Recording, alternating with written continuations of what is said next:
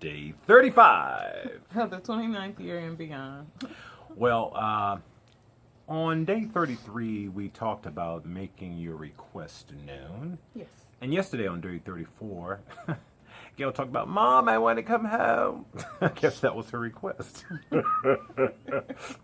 But today, what I want us to focus on is the difference between what you want versus what you need. Okay. I have no idea. Not a clue. On yesterday, we talked about a lot of the challenges that came with the birth of John and the different things that were going on in our lives at the time, and the new things that were taking place, not just motherhood and fatherhood and me getting involved in ministry and all those things. But this time, as we kind of touched on yesterday, it was a really painful time. She cried, I cried. But I recall when our relationship shifted.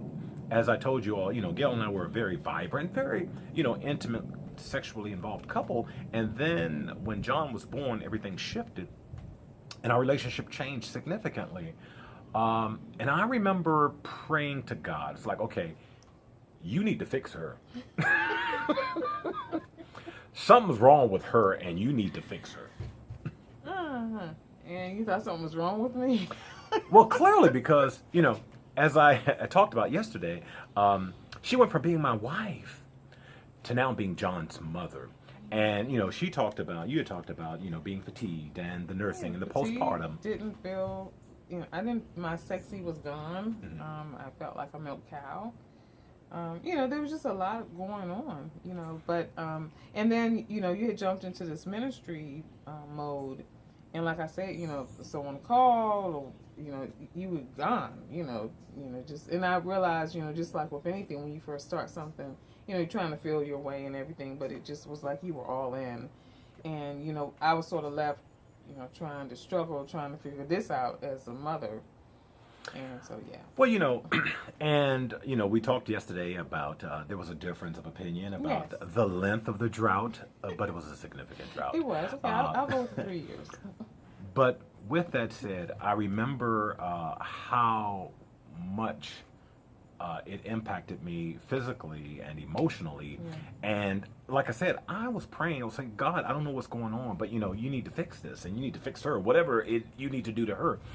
And because of what I wanted the relationship that we had. I wanted the physical relationship that we had. I wanted all of those things. And so I was just looking at things from my perspective. Right. Then things changed. Because God revealed to me, Fred, you don't need everything that you want. And even the things that you need, you don't necessarily need them when you think you do. And when I got that revelation, for the first time, I stopped looking at things from my perspective, and I began to look at things through Gail's eyes. And it was at that point that I, for the first time, began to, as much as I was hurting, as much as I felt that I was not getting what I wanted, I also saw that you were hurting. And I also began to see that because I was hurting, that was a part that was hurting you too. And then my prayer went from God do to her to God do through me. Right. And that's when things really changed because I took the focus off of myself and I looked at my wife and looked at her struggle and looked at and then what I wanted was to be able to partner with her, and what I needed was to partner with her. And so even though there were other things about a relationship that are priorities, this became the priority. Right. And I remember the shift as well, because you were a little bit more involved and a little bit more caring about what I needed, and you seemed less frustrated than you had been before. And I even went out without John a few times, and so life sort of shifted into a more where we were working together instead of working against each other. Because keep in mind, I was completely oblivious to a lot of the stuff that was going on because I was in my own mindset of nightmare. and that's the thing when we talk about being on this journey together. Each of you have wants, each of you have needs, but what is it that is needed for the healthy benefit of you as a couple and as a family?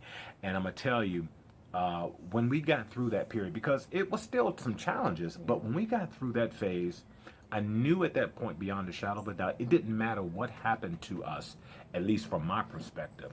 I knew that this marriage was going to continue regardless of what happened. It was that moment when I really, really, really knew that it didn't matter what happened, come hell or high water, that there was nothing that was going to be able to destroy this marriage for me. Well, there you have it. And it was all because I learned the difference between what I wanted and what we needed. Look forward to seeing you the next day. See you tomorrow. Say.